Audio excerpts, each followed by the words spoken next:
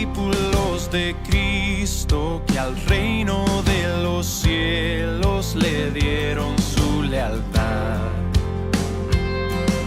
Siervos que ante él se postran.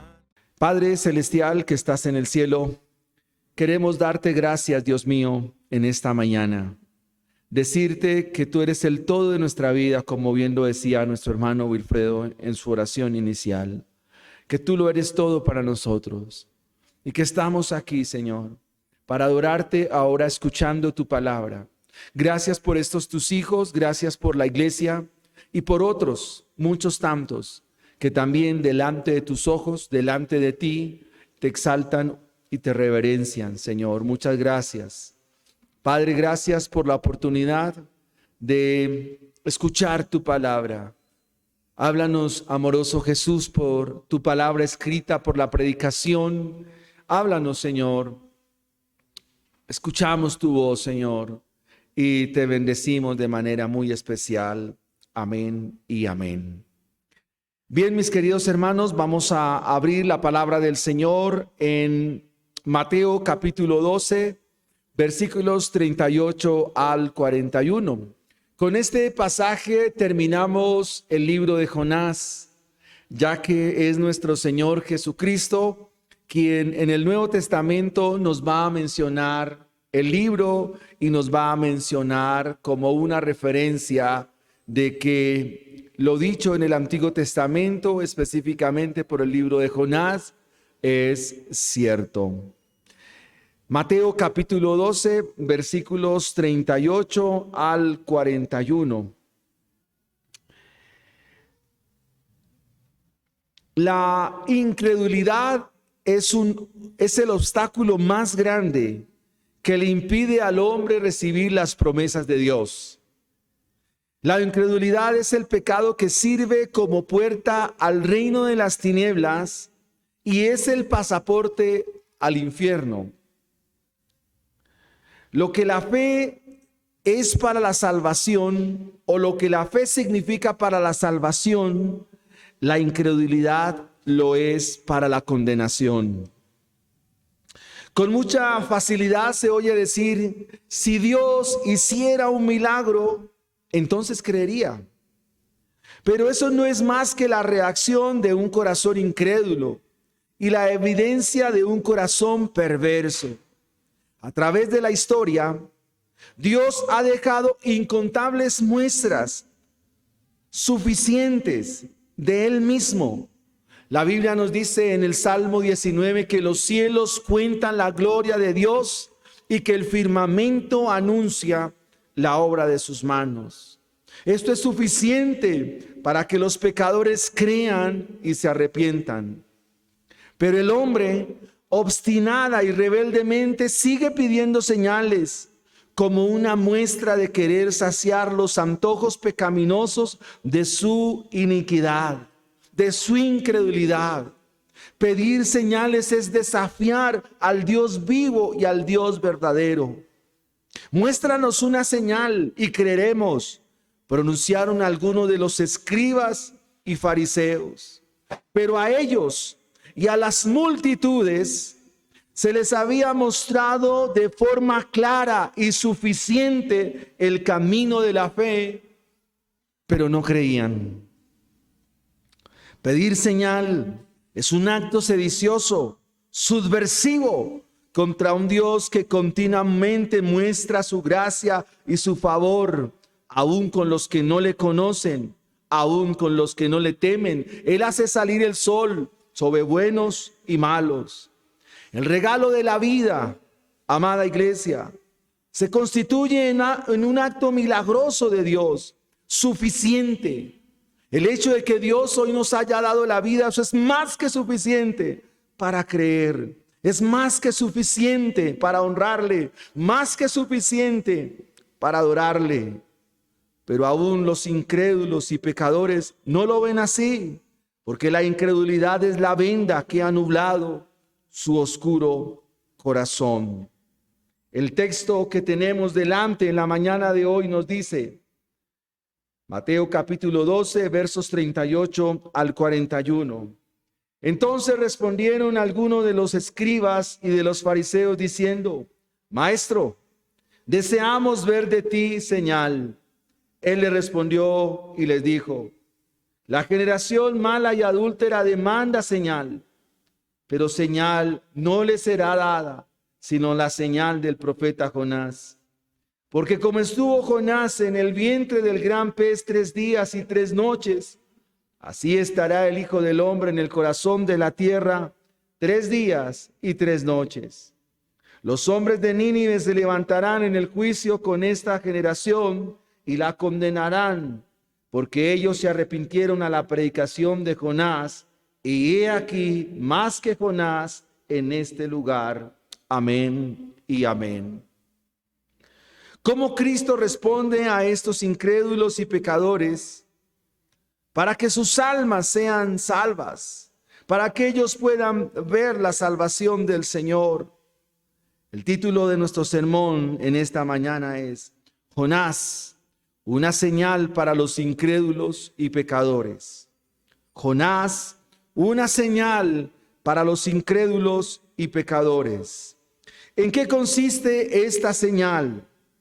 Número 1, en que es respuesta a su incredulidad. Es respuesta a su incredulidad. Hemos dicho que la incredulidad es el obstáculo más grande, es la trampa más grande que le impide al hombre recibir las promesas de Dios. La incredulidad se constituye en elemento decisivo para que un pecador continúe en su extravío, en el desfiladero que lo llevará a las tinieblas y la perdición eterna. El versículo 38 nos muestra que algunos de los escribas y fariseos llaman al Señor y le dicen: Maestro, deseamos ver de ti señal. El punto es que esta generación, descrita como perversa, adúltera, malvada, comienzan a increpar al Señor. Siempre quisieron ponerle a prueba, siempre quisieron tentar al Señor. Después de que el Señor en este capítulo 12 sana a un endemoniado, a un ciego, a un mudo, la gente al ver este milagro queda atónita, queda perpleja, preguntándose que si Jesús era el hijo de David. Los escribas y fariseos que están oyendo dicen esto: que él echaba fuera demonios por Belcebú, es decir, el príncipe de las tinieblas. El Señor, conociendo los pensamientos de ellos, dice: y si Satanás echa fuera a Satanás, contra sí mismo está dividido. ¿Cómo pues permanecerá su reino? Y si yo echo fuera los demonios por Belcebú, ¿por quiénes los echan vuestros hijos? Por tanto, ellos serán vuestros jueces. Pero si yo por el Espíritu de Dios echo fuera los demonios, ciertamente ha llegado a vosotros el reino de Dios. Esa es la respuesta del Señor a esto que los escribas y fariseos están indicando. Luego el Señor le dice: el que no es conmigo, contra mí es. El que conmigo no recoge, desparrama. Por tanto os digo que todo pecado y blasfemia será perdonado a los hombres, mas la blasfemia contra el Espíritu Santo no le será perdonada. A cualquiera que dijere alguna palabra contra el Hijo del Hombre le será perdonado, pero el que hable contra el Espíritu Santo no le será perdonado, ni en este siglo ni en el venidero. Luego el Señor una vez más le dice: generación de víboras, ¿cómo podéis hablar lo bueno siendo malos? Porque de la abundancia del corazón habla la boca. El hombre bueno del buen tesoro de su corazón saca buenas cosas, y el hombre malo del mal tesoro saca malas cosas. Mas yo os digo que de toda palabra ociosa que hablen los hombres, de ella darán cuenta en el día del juicio. Porque por las palabras serás justificado, pero por tus palabras también serás condenado. Ese es el punto central aquí, que en este conflicto que se tiene, en esta realidad que los escribas y fariseos están presentando, es donde deciden pedirle al Señor que les dé señal. A lo cual el Señor le responde y les dice, versículo 39, Él les dijo: generación mala y adúltera, no se les será dada señal, no les será dada señal alguna, solo la señal del profeta Jonás. Jesús condena el hecho de que ellos buscan una señal especialmente para que puedan creer. Ellos buscan señal con el afán de poder no conocer el reino, sino saber que esa era prueba suficiente para condenar al Señor. Siempre quisieron hacer esto, siempre quisieron buscarlo para ponerle a prueba. Pero el Señor sabiamente les dice: a ustedes no se les dará señal, se les dará la señal de Jonás. Es fácil sobreestimar el poder de las señales milagrosas para cambiar el corazón de los que dudan, de escépticos, ateos, religiosos, que todos se atrincheran en su corazón obstinado y necio. Este pasaje algunos lo relacionan con el Salmo 14:1, que dice el necio en su corazón: no hay Dios. ¿Por qué se hace una relación entre este salmo y la incredulidad manifestada aquí por estos escribas y por estos fariseos? Porque como resultado de la necedad, el hombre quiere decir: quisiera que no existiera Dios, quisiera que no hubiera Dios. ¿Y por qué se piensa de esta manera? Porque Dios a cada individuo, desde el más pequeño hasta el más viejo, Dios dejó una alarma en todo su ser que atestigua de la existencia del Dios vivo y de la existencia del Dios verdadero. Lo curioso aquí es que ellos, su incredulidad no les permite ver a Jesús. Y para quitar esa venda, el Señor les dice que no habrá señal. No porque el Señor no quiera darle respuesta, no porque el Señor no atienda lo que hay en su corazón con sinceridad y honestidad, sino porque ellos son escribas y son fariseos. La señal es clara, la señal es precisa. Los escribas, ¿a qué se dedicaban? A copiar el Antiguo Testamento. Lo hacían de manera minuciosa, lo hacían de manera detallada. Eran copistas de la ley del Señor. Así que muchas veces mientras leían y escribían, tuvieron que haber consignado en pergaminos y demás la historia del profeta Jonás. La conocían. Los fariseos, del mismo modo, en cada día de reposo enseñaban lo que se llama el Tanaj, es decir, la ley y los profetas junto con los salmos. Sábado a sábado lo hacían, lo recitaban, lo repetían, lo enseñaban. Como sus ojos no se dan cuenta de que el Señor les está refiriendo desde lo mismo que ellos conocían, pero están vendados por la incredulidad. Y quisiera aquí hacer una aplicación muy práctica de lo que el Señor está diciéndonos a nosotros como iglesia en esta mañana. Nosotros también leemos la Biblia, quizás no la copiamos, pero todos los días tenemos delante de nosotros la Escritura, pero no nos damos cuenta del Evangelio. El Señor los describe también como generación mala, adúltera. Y la descripción que hace el Señor sobre ellos es para describir la corrupción moral que hay en sus corazones. El hecho de que Él los llame malos es la descripción de todo individuo, no solo de hombres religiosos, sino cualquier individuo sobre la faz de la tierra es malo por naturaleza. Está inmerso en la naturaleza adámica y caída, que lo pone en la perspectiva de la incredulidad. Y sus ojos son vendados por ello y no puede ver el reino de los cielos. También el Señor los describe como malos, como adúlteros, para hablar de cuán infieles han sido a Dios. Cuán infieles han sido al Dios vivo y verdadero tras ir sobre sus ídolos, al ir sobre sus pecados, al desdibujar y distorsionar las palabras que les fueron dadas a los antiguos. Al decir esto, Cristo los está condenando. Cristo no solo condena a los que están aquí presentes, sino también a los que ellos representaban, porque había detrás de ellos otros cobardes que ni siquiera se presentaban a hablar con el Señor, sino que mandaban emisarios, como al parecer sucede aquí. Es una generación mala, porque así lo describe la Escritura. Es una generación corrupta, porque es así como lo revela la palabra del Señor.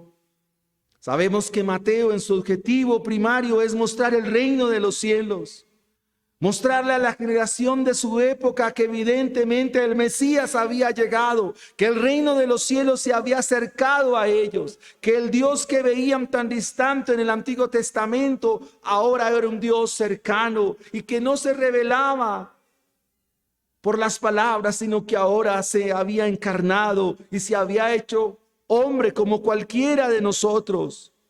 Pero ellos, enceguecidos por su incredulidad, ellos revestidos de su necedad, ellos envueltos en la terquedad obstinada de su corazón, no quieren ver a Dios. ¿Y por qué no lo quieren ver? Porque esta es una consecuencia de todos los pecadores. El ser humano por naturaleza aborrece a Dios. El ser humano por naturaleza odia a Dios. El hombre natural no puede percibir las cosas que son de Dios y del Espíritu, porque para él le son locura. Jesús les ilustra su infidelidad espiritual hablándoles de lo que ellos mismos conocían en la antigüedad. Y quisiera que usted pudiera hacer memoria de cuántas veces Israel no creyó a Dios. Cuántas veces a través de su peregrinaje hacia Canaán se rebelaron una y otra vez. Cuántas veces dijeron: estamos cansados de comer maná. Estamos cansados de ti, oh Dios. Cuando faltaba agua, siempre quisieron mostrar ese corazón incrédulo. Siempre quisieron mostrar esa realidad de su corazón al proferir contra Dios palabra desobligante. Sucedió muchas veces que el pueblo quiso devolverse al punto que dijeron: mejor era Egipto que estar contigo. Y quisieron retroceder y nombrar capitanes para devolverse hacia Egipto. Jesús es de esta manera que les ilustra a ellos su incredulidad. A través del Antiguo Testamento, el adulterio de Israel se ilustra para mostrarnos también a nosotros que ese puede ser nuestro gran problema. El Señor dice: sí se les va a dar una señal, pero no se las voy a decir yo. Se las dice el libro que ustedes tanto estudian y el libro que ustedes tanto copian, porque ese libro atestigua de mí. La señal de Jonás es señal porque el relato del libro de Jonás muestra cómo un pueblo a una predicación tan sencilla, tan simple, responde en arrepentimiento y fe. Pero estos religiosos, a los cuales se les venía mostrando obra tras obra, se rehúsan a creer y por lo contrario optan por seguir pidiendo señales. Muéstranos señal y creeremos. Muéstranos señal y te seguiremos. Pero repito, esto solo muestra la esencia de un corazón incrédulo, de un corazón que rechaza de plano el evangelio. Muchos de los escribas y fariseos consideraban a Jonás como un profeta no tan verdadero. Primero, porque había ido a una nación gentil enemiga de Israel. Es notable el reparo que los fariseos tenían de las relaciones con los gentiles, al punto de que ellos a los gentiles los llamaban perros para no tener relación alguna. Eso solo mostraba el desprecio, mostraba la desidia que ellos tenían con estos gentiles. El calificativo peyorativo de llamarlos perros solo les mostraba lo que había en su corazón con respecto a los gentiles del lugar del cual procede Jonás. Y recordemos que Jonás viene de Gad-Hefer, una pequeña ciudad colindante, o el punto colindaba entre Neftalí y Zabulón. Pero además Jonás no era de Judea, sino de Galilea, zona repudiada por muchos de los ortodoxos de aquel tiempo. Y ahora, ¿cómo es posible de que este hombre, siendo de Galilea, entonces ahora vaya a los paganos como los ninivitas y les muestre el mensaje o les predique el mensaje de salvación? Esto no encajaba en la mente de estos que ahora piden señal. Ellos debían despojarse de todo vínculo religioso. Y al igual que como se nos mostró en el libro de Jonás, ellos debían abrir sus ojos al entendimiento de la misericordia de Dios. Ellos debían abrir sus ojos a la bondad extensiva del Señor, mostrado en el libro de Jonás. Como hace 8 días se nos predicó, ellos debían abrir sus ojos al amor compasivo de Dios. Ellos debían abrir sus ojos a que quien estaba ahí era el Dios misericordioso, que era mucha misericordia de Dios, que ahora le enviara a su Hijo para que creyeran en Él. Pero no lo entienden, están nublados, están cegados, están vendados, no pueden ver, están en densas tinieblas, están en gran oscuridad. Porque aún viendo no ve, oyendo no entienden, escuchando no perciben. Y probablemente no sean salvos.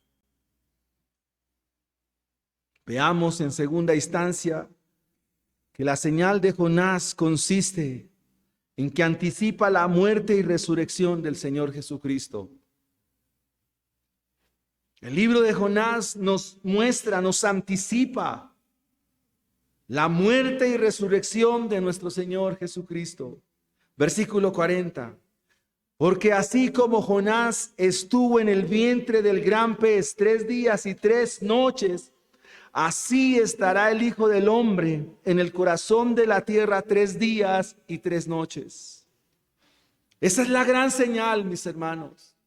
La humanidad no necesita una señal más extraordinaria y más gloriosa que la resurrección de nuestro Señor Jesucristo. Romanos 4:25, Pablo, hablando acerca de la misma idea, dice que Cristo fue entregado por nuestras transgresiones y que resucitó para nuestra justificación. Es la señal de la muerte y de la resurrección la que nos anticipa el libro del profeta Jonás. Jonás fue retenido en el vientre del gran pez 3 días.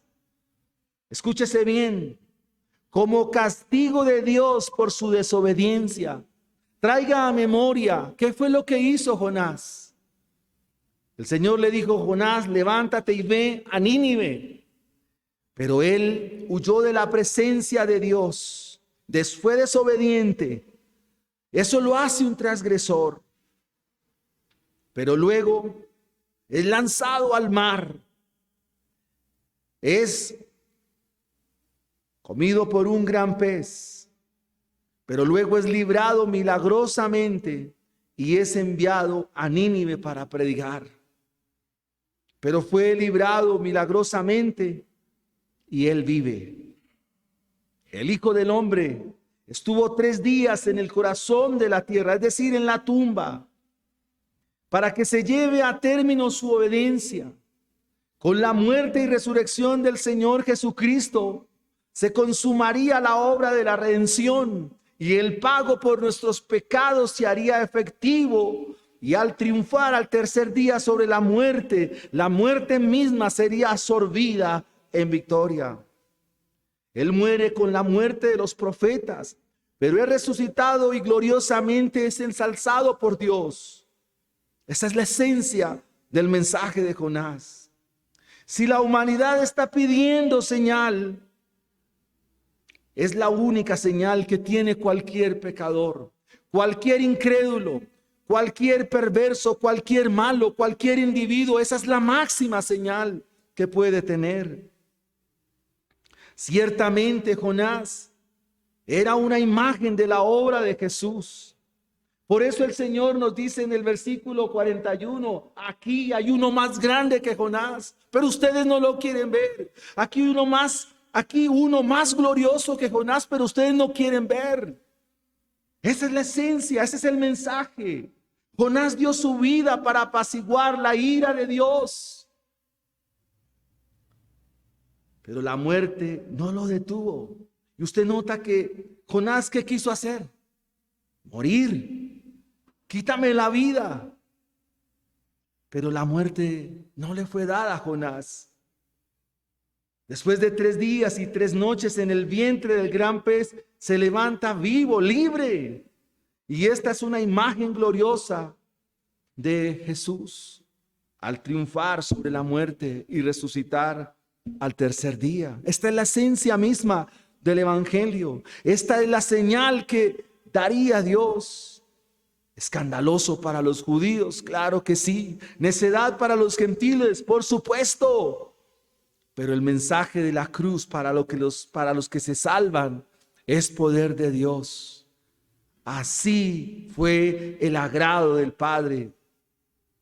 Convirtió la sabiduría del mundo en algo tan simple para mostrar su sabiduría gloriosa y salvar a los pecadores por la locura de la predicación.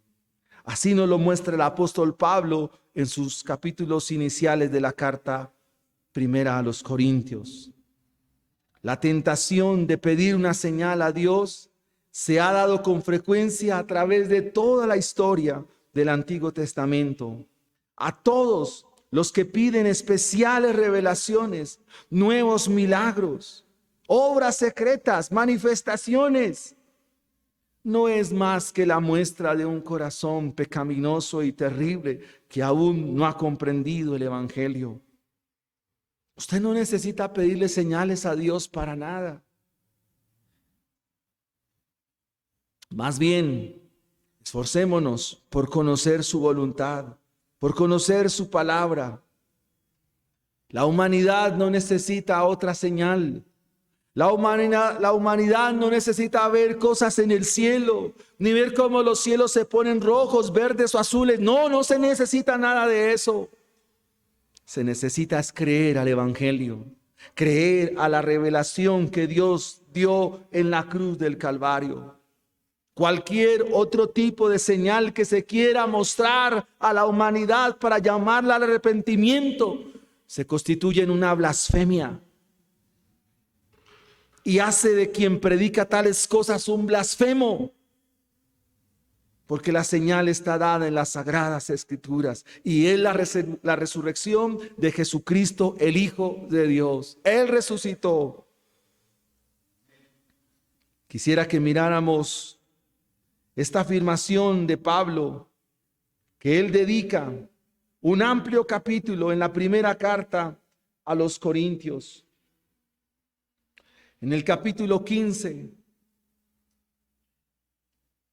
él dice: además os declaro, hermanos, el evangelio que se os ha predicado. La actividad que tenemos hoy tiene sustento y se fundamenta en que Cristo resucitó de los muertos. Ese es el evangelio que lo hemos recibido, en el cual perseveramos, por el cual asimismo retenemos la palabra que nos ha sido predicada, la cual nos habla de la salvación, si es que no hemos creído en vano. Porque Él ha enseñado primeramente lo que Él también resucitó. Pablo vio al Cristo resucitado. que murió por nuestros pecados conforme a las Escrituras, y que fue sepultado y que resucitó al tercer día conforme a la Biblia, y que se apareció a Pedro y después a los 12, después apareció a más de 500 hermanos a la vez, de los cuales muchos viven aún y otros ya duermen. Después apareció a Jacobo, después apareció a los 12, y al último de todos, como a un abortivo, se me ha aparecido a mí. Todos aquellos que refutan la resurrección de Cristo es porque siguen igualmente vendados. Hemos observado a más de 500 personas al mismo tiempo viendo exactamente lo mismo. Sería una alucinación colectiva pretender desafiar de manera abierta las verdades absolutas que se nos muestran aquí en el Evangelio. Pablo de esta manera está mostrándole a los corintios que en la resurrección de nuestro Señor Jesucristo es que se sustenta la fe. Lo que vivimos, lo que hacemos, lo que predicamos, lo que enseñamos, discipulados, alabanzas y canciones, tiene un fundamento, y es la resurrección de nuestro Señor Jesucristo, y de esto se nos muestra también en el libro de Jonás. Veamos en tercera instancia que la señal de Jonás consiste en señal para condenación de los pecadores. Versículo 41.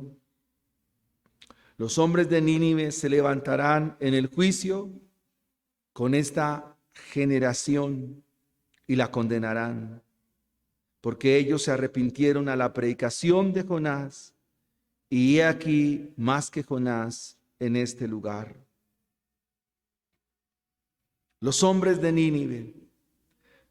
Se ha expuesto domingo a domingo cómo eran los ninivitas: malos, perversos, que tenían la fama de desollar las personas vivas, descuartizarlas. Vivían con rapiña en sus manos, pero se arrepintieron. Esta generación ya ha pronunciado sentencia, dice el Señor. Ya no tienen que esperar ninguna señal. El profeta Jonás fue enviado a los gentiles de una ciudad proverbialmente arrogante, frívola y degenerada. Sabemos que Nínive era la capital del reino asirio, pero bastó un profeta para convertirles. Pero aquí hay uno mayor que Jonás, al cual no quieren creer. Es señal la condenación de estos pecadores, porque ellos lo saben. Y quiero hacer un punto acá muy importante.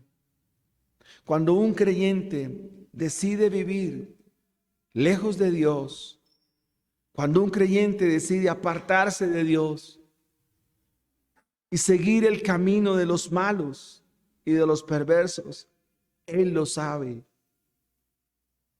Y lo terrible está en que no encuentra la forma para arrepentirse. Quien está en estado de reprobación y quien está en estado de condenación no encuentra la puerta abierta para el reino de los cielos, a menos que Dios, por la predicación del Evangelio, lo intervenga y lo traiga a salvación y vida eterna. Quisiera que usted reflexionara un momento sobre lo que dice la segunda carta a los tesalonicenses.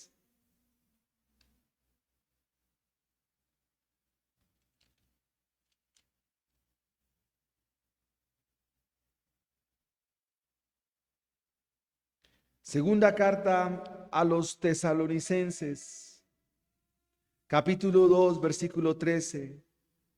Pero nosotros debemos dar siempre gracias a Dios respecto a vosotros, hermanos amados por el Señor, de que Dios os haya escogido desde el principio para salvación mediante la santificación por el Espíritu y la fe en la verdad,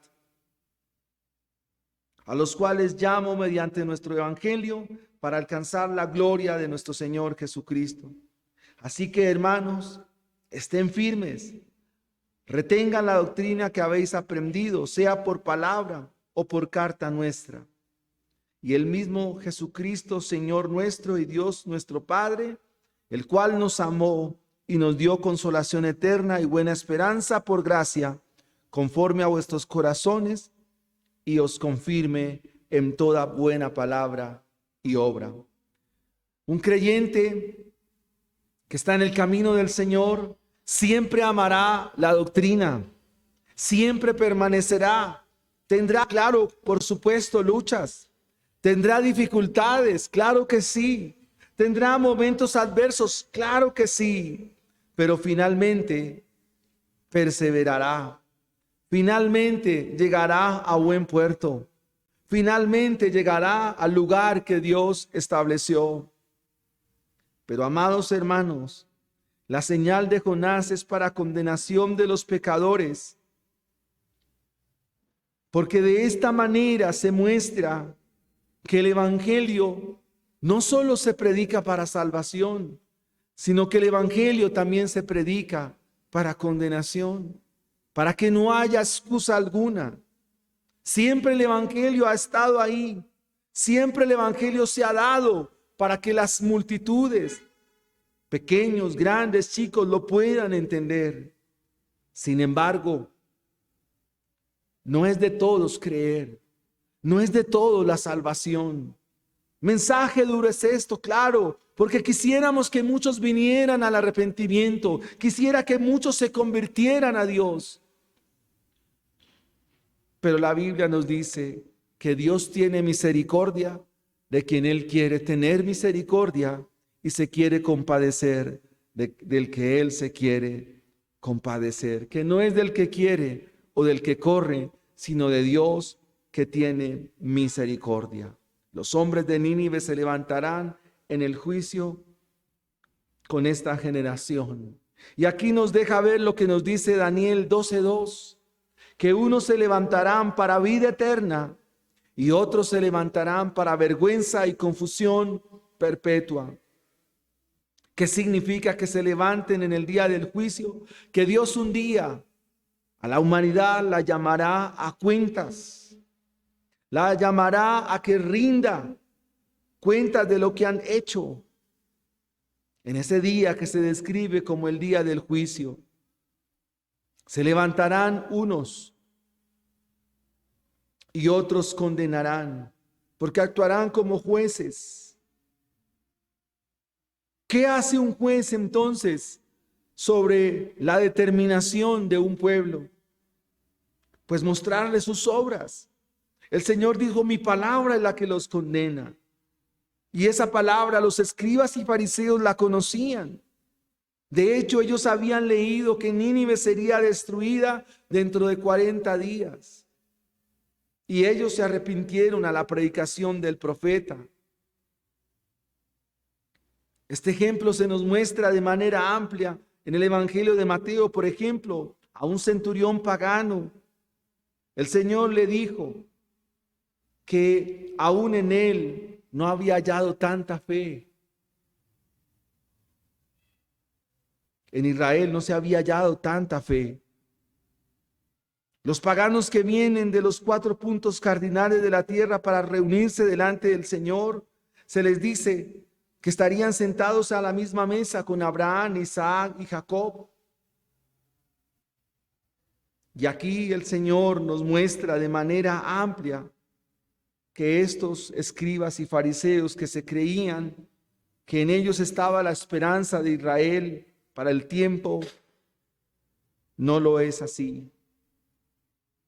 Es una señal para condenación, porque la Biblia nos muestra de una forma abierta y categórica que el arrepentimiento es obra de Dios, que el arrepentimiento es muestra de la gracia de Dios y que el arrepentimiento es un fruto del Espíritu Santo en aquellos que están en el plan de la salvación.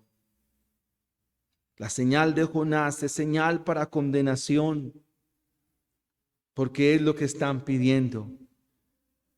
¿Cuántas veces Israel quiso vivir sin Dios? ¿Cuántas veces Israel quiso estar apartado de Dios? Muchas veces. Las sociedades, las culturas, el mundo, los individuos, siempre le quieren decir a Dios: Dios, quédate allá detrás de las nubes y no te metas en mi vida. Como diría la película de Dios no está muerto, el profesor de filosofía diciéndole al estudiante, a la prometida de él que era cristiana: en nuestra relación no hay cabida para un carpintero. Deja al carpintero afuera porque él no tiene cabida en nuestra relación. Ese es el pensamiento de este mundo. Pero la misma resurrección de Cristo Jesús, la misma predicación de la Biblia, aún la misma iglesia, nosotros mismos somos señal para condenación de los pecadores. Tu forma de vida, la manera como tú vives el evangelio, la manera como te ven las demás personas, es señal para condenación. La manera como nos ven, la manera como nos expresamos, la manera como hablamos, está condenando la humanidad, si es que hemos creído al evangelio. Quisiera terminar con dos aplicaciones en esta mañana.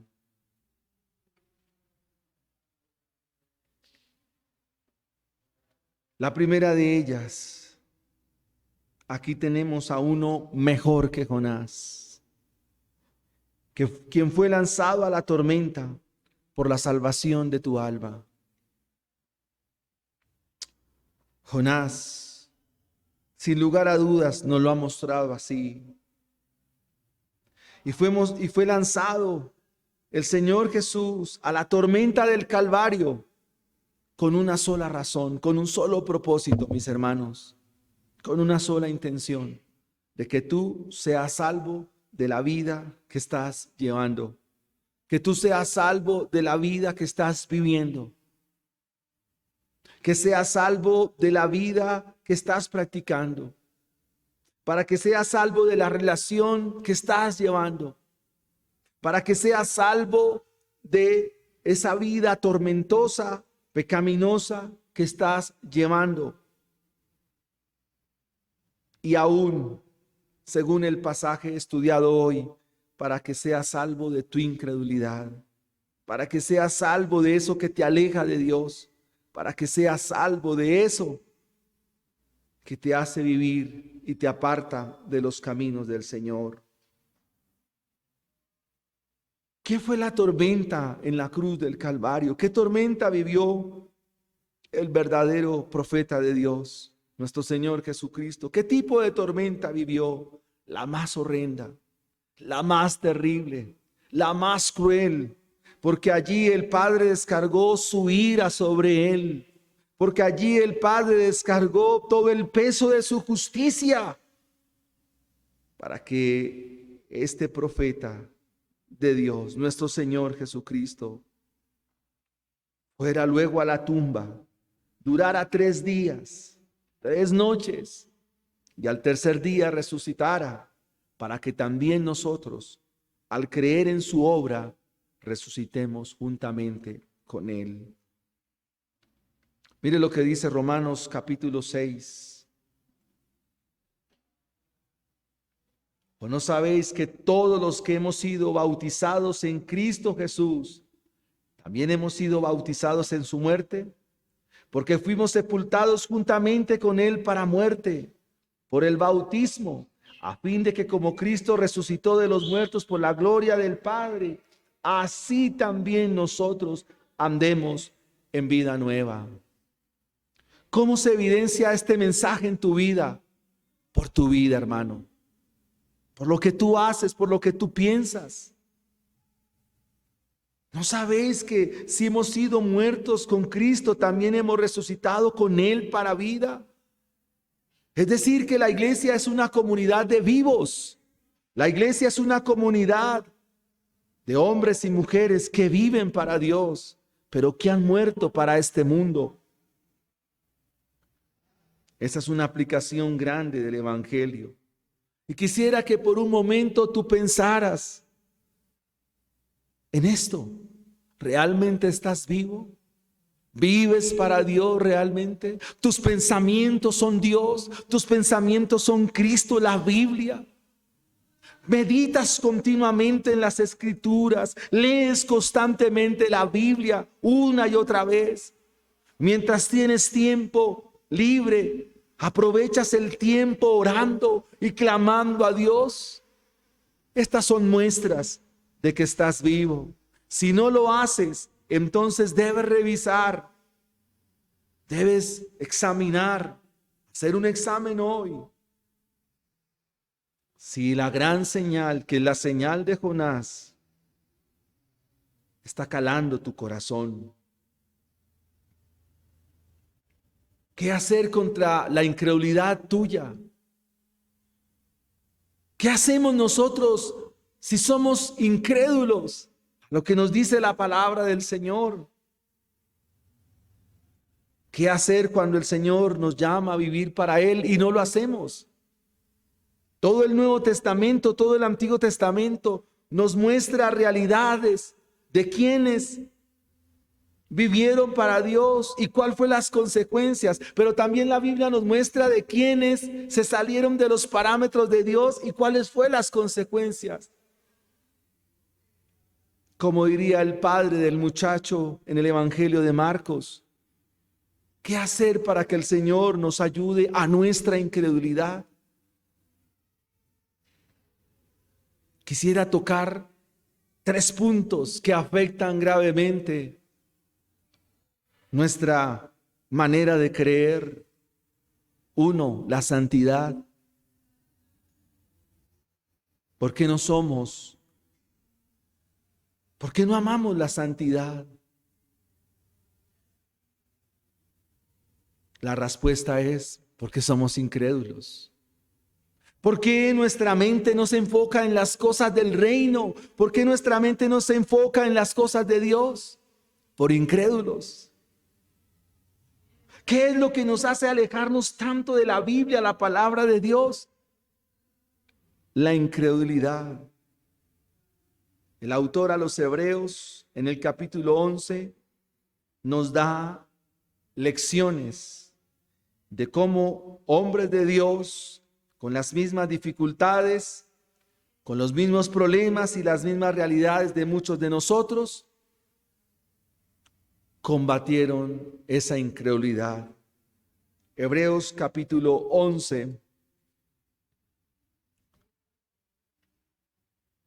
Hebreos capítulo 11, versículo 6,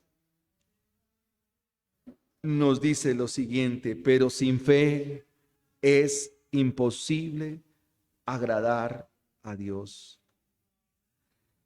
Porque es necesario que el que se acerca a Dios crea que le hay y que es galardonador de los que le buscan. Así que ¿dónde está la raíz, el meollo del asunto de la incredulidad de los hombres? En que no conocen a Dios. Amados hermanos, es muy difícil para una iglesia, para nosotros como iglesia, como congregación, creer a Dios si no le conocemos. Si nosotros no conocemos a Dios, nos será imposible agradarle. Si nosotros no conocemos a Dios, nos será imposible adorarle. Sin conocimiento de Dios nos será imposible vivir para Él. Porque sin fe es imposible. Así dice el texto, sin fe es imposible. Combatir entonces la incredulidad nos llevará a confiar en Él. Pero ¿cómo entonces confiar en Él? ¿Qué tengo que hacer? ¿Qué me dice la Biblia al respecto? ¿Cómo combatir esta incredulidad? Porque en sí mismo la incredulidad es pecado. La incredulidad no te deja descansar en Dios. La incredulidad no te deja reposar en Dios. La incredulidad vuelve a un corazón ansioso. La incredulidad vuelve a un corazón intranquilo. No le permite vivir a plenitud la vida cristiana. Pues Romanos capítulo 10 nos dice lo siguiente. Romanos capítulo 10.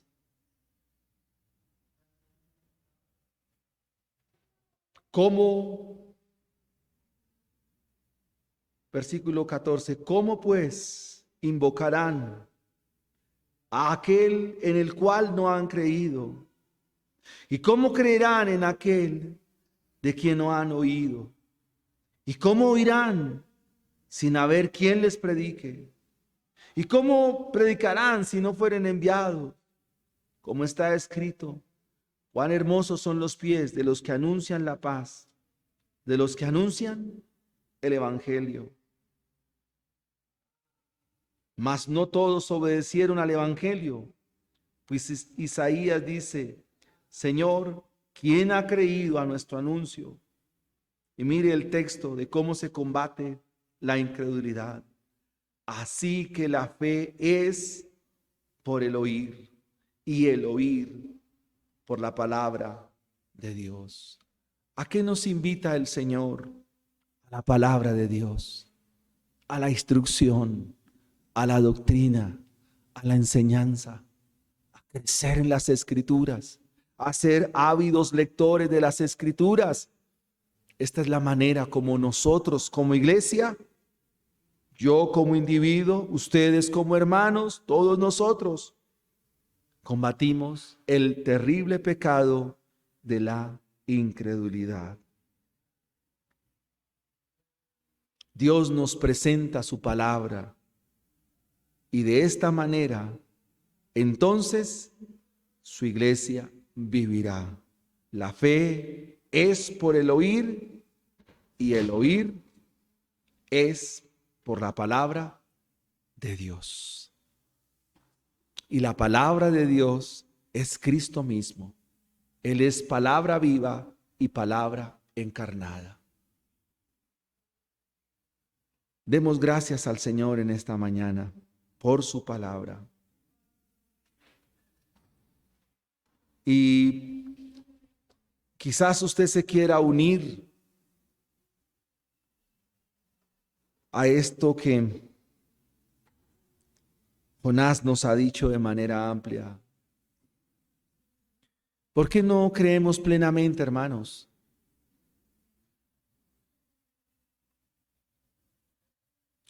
Si quiere ponerse en pie, con mucho gusto, hermanos.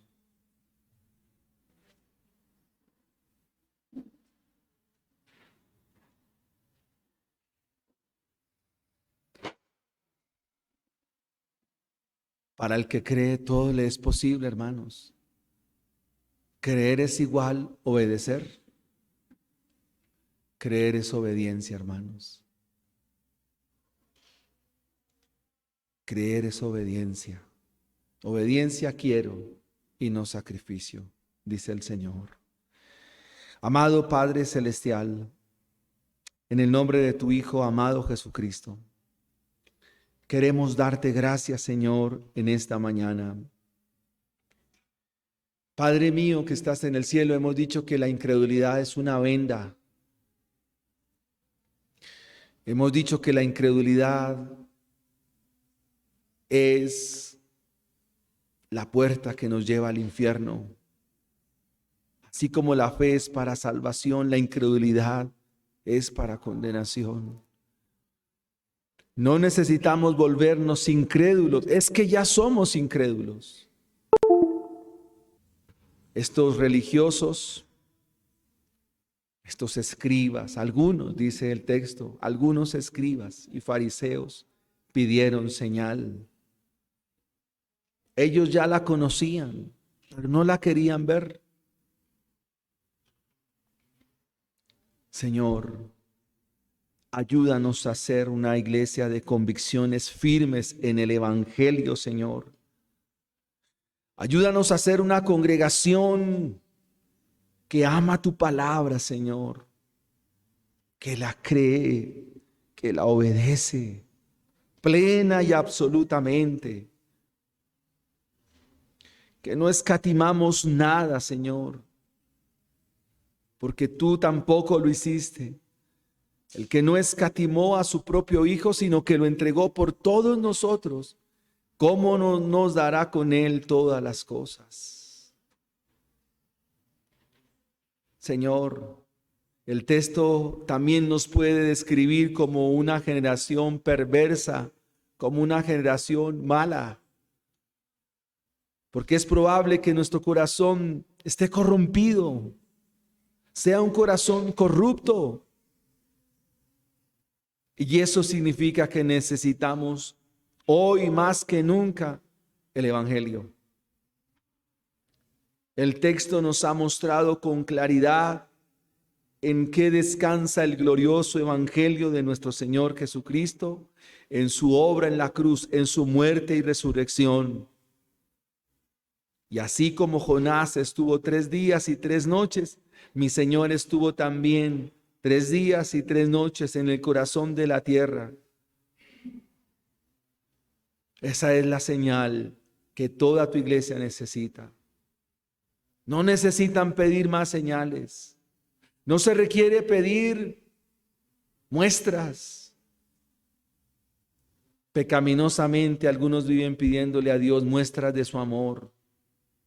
Muéstranos, díganos. Qué terribles somos, Señor. Qué incrédulos, Señor. Pero hoy, Señor, te suplicamos que abras nuestros ojos a ti, Señor. Te ruego que nos perdones y nos limpies de todos nuestros pecados. Y hoy nos limpies del pecado más terrible que se esconde en nuestro corazón y se llama la incredulidad, Señor. Nos unimos a la voz del padre de aquel muchacho. Ayúdanos a nuestra incredulidad. Ayúdanos, Señor, porque ¿a quién iremos si solo tú tienes palabras de vida eterna? Solo tú tienes palabras que nos alumbran. Señor, háblanos cada día más. El problema está en que hemos dejado de leer la Biblia, que hemos dejado de estudiarla. Nuestra iglesia no puede menguar en el estudio de las Escrituras. No, mi Señor, vuelve el corazón de nuestros hijos, de nosotros, de pastores, de líderes. Hoy hablábamos al inicio, al comienzo, que en las universidades los estudiantes quieren carreras cortas, algo quizás express, rápido. Y la vida cristiana se quiere vivir también expresamente, instantáneamente, pero no es así. Demanda mucho tiempo estudiar la Biblia. Cual Esdras, ayúdanos a preparar nuestro corazón para inquirir en la ley tuya, para profundizar en tu verdad. Ayúdanos, Señor. Esa es la manera de combatir la incredulidad. Aquel que esté falto de fe, aquel que esté falto de confianza en ti, lo mejor que puede hacer es volver los ojos a tu palabra. Si en mí hay desconfianza, temores, incertidumbres, lo mejor que puedo hacer es volver mis ojos a tu palabra, porque la fe, la confianza es por el oír y el oír por tu palabra. Tenemos la asistencia y la guía de tu Espíritu para vivificarnos según tu palabra.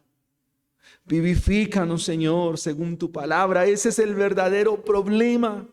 Ese es el punto, es el meollo del asunto. Esa es la raíz. que nos perdemos por falta de conocimiento de ti y de tu palabra. Ayúdanos, por favor.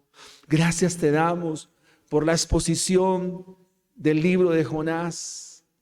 Gracias por la exposición de cada uno de mis hermanos, Señor, que lo hicieron para mostrarnos la misericordia tuya, para mostrarnos la gracia tuya, el evangelio tuyo, Señor. Gracias por mis hermanos que expusieron el texto bíblico. Gracias, Señor. Síguelos bendiciendo ahora con la exposición del libro de Apocalipsis. Será un desafío inmenso, pero será muy propicio, como lo es toda tu palabra, para seguirnos consolando, para seguirnos guiando, para seguirnos instruyendo. Gracias, Dios mío, por tu palabra. Gracias, Señor. Apartados de ti nada podemos hacer, Señor. Separados de ti nos es imposible, Señor. Por eso te ruego, Señor. Te ruego, Dios mío, oh Señor del cielo y de la tierra, que venga tu palabra sobre esta iglesia, Señor. Es la manera como vamos a crecer, Señor. Es la manera como vamos a avanzar, Señor. Si tu palabra está en medio de tu pueblo, habrá avivamiento, Señor. Ningún avivamiento en la historia de la iglesia se ha dado por fuera de tu palabra. Por tanto, Señor, trae tu palabra viva. Te lo rogamos, Señor, y te lo suplicamos en los méritos de Cristo Jesús. Un hogar será vivificado por tu palabra. Mi corazón será vivificado por tu palabra. Allí te conoceré, Señor. Aprenderé, como dice el salmista en el capítulo 32. Enséñame el camino por donde debo seguir. Enséñame tu justicia. Enséñame, Dios. Instrúyeme, Dios. Gracias para ser instruido por ti. Corrígeme cuando debo ser corregido. Amonéstame cuando debo ser amonestado. Señor, exhórtame cuando debo ser exhortado, pero también cuando debo ser consolado. Dios mío, también hazlo, Señor. Te necesito, Señor Jesús, hoy más que nunca, Dios mío. Señor, sé tú mi pan, Señor, mi alimento, mi comida, mi sustento, Señor. Señor, te necesito. Señor, sé tú el agua viva que necesita mi corazón, Señor. No necesito de nada más, sino de ti, Señor. Y esta iglesia solo necesita de ti, Señor. De nada más, Señor. No necesitamos estrategias. No necesitamos formas, modelos mundanos, paganos. Lo que esta iglesia necesita es tu palabra, Señor. Manténganos, Señor, firme en ello, Señor, y guárdanos. Líbranos, Señor, de en algún momento si nos llegamos a apartar.